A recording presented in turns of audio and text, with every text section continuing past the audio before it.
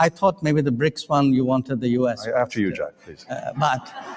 Look, I think it's important to go back to how it began. The BRICS started in an era where Western dominance was very strong. The premier gathering of the world was the G7. And you had a number of significant powers in the world who felt that, well, they were not part of the G7, but maybe they also brought value to the table by sitting and discussing with others. So in a sense, you had a collection of these countries. It was originally 4.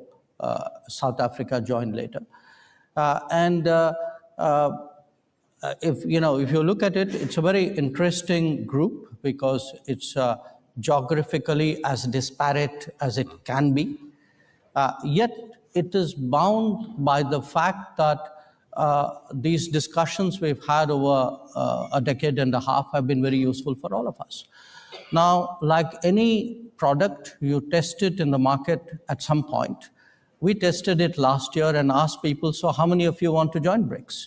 And we got almost 30 countries who were willing to join BRICS. So clearly, if 30 countries saw value in it, there must be something good we've done.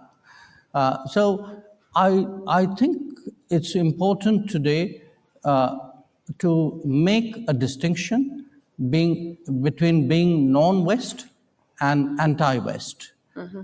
I would certainly characterize India as a country which is non-West, but which has an extremely strong relationship with Western countries, getting better by the day.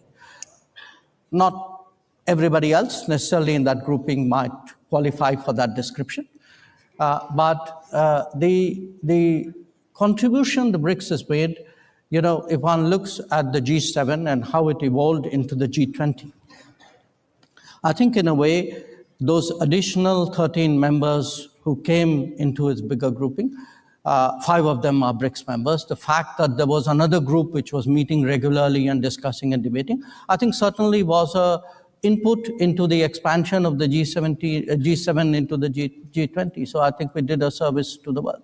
Yeah. Secretary Blinken? I'm tempted to say what my friend said and leave it at that. Look, what we don't need to do and what we're not doing